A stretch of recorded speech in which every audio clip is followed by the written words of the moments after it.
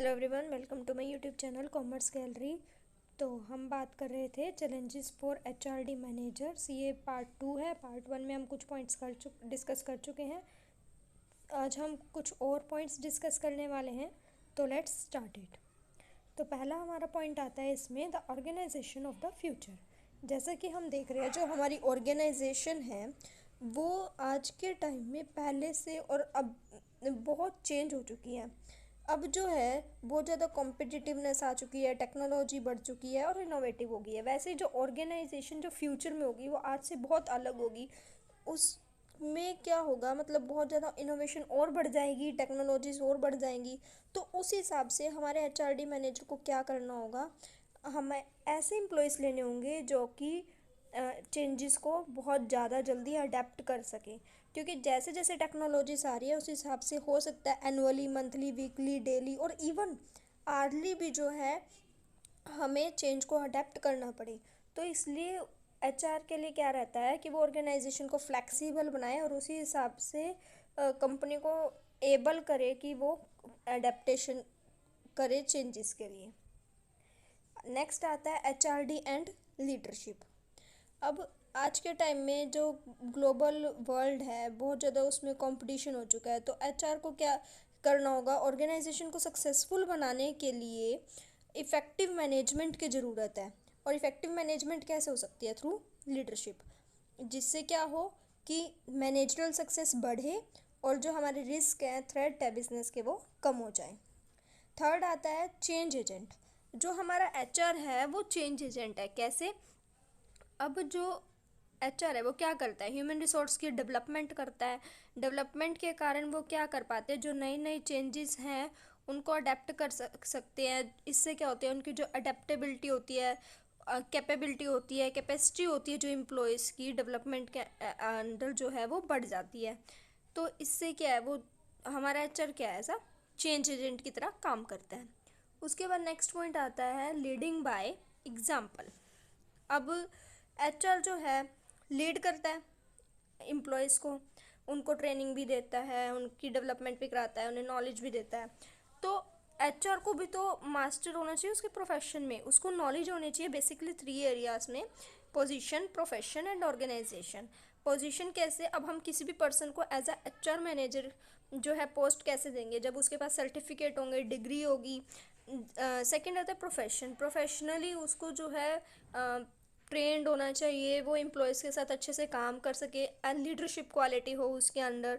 और उसके बाद थर्ड आता है ऑर्गेनाइजेशन। वो ऑर्गेनाइजेशन को समझे, उसका काम क्या है, वो कैसे सक्सेस ले सकती है, ये सब कुछ वो देखे।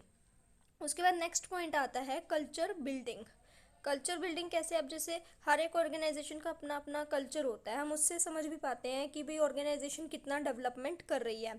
तो एचआर को क्या करना चाहिए, ह्यूमन रिसोर्स को इतना डेवलप करना चाहिए कि वो जो हमारा ऑर्गेनाइजेशन है उसके कल्चर में कंट्रीब्यूशन कर सके, जिससे हमारे ऑर्गेनाइजेशन का कल्चर जो है ट्रस्टवर्दी हो, फेमस हो। अब क्या होना चाहिए हमारे ऑर्गेनाइजेशन के अंदर, जैसे डिसिप्लिन्ड एक्शन होने चाहिए।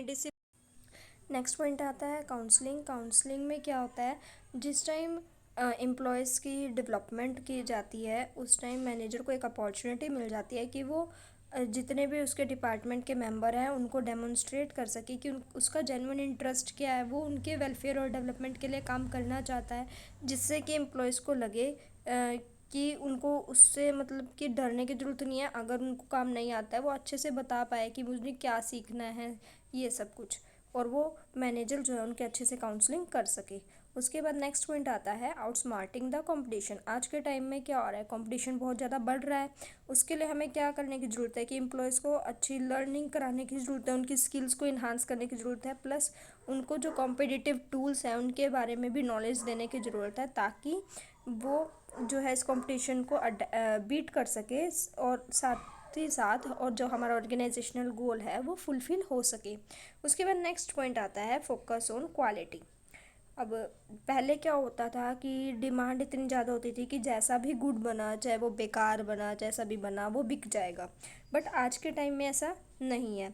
आज के टाइम में मेनली जो फोकस होता है वो क्वालिटी पे होता है। अगर आपका सामान में मतलब बहुत बेकार क्वालिटी या फिर अच्छी थोड़ा सा भी कमी है क्वालिटी में तो आपका सामान नहीं बिक पाएगा।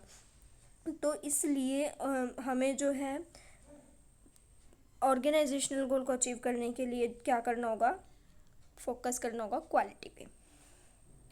नेक्स्ट आता है emphasis on core competencies. Core competencies क्या होता है कि जो हमारी इफ़ेक्टिवनेस है, मतलब जो चीज़ हमारी एडवांटेज बन सकती है, कॉम्पिटिटिव एडवांटेज बन सकती है। ये क्या हो सकता है, जैसे कि किसी चीज़ में जो हमारी स्किल है, जो कंपनी की स्पेशलाइजेशन है, वो जो है कंपनी की कोर एडवांटेज है, कोर कॉम्पिटेंसी है, उस पर हम अगर और ज़्यादा काम करें तो हम कॉम्पिटिटिव एडवांटेज गेन कर सकती हैं।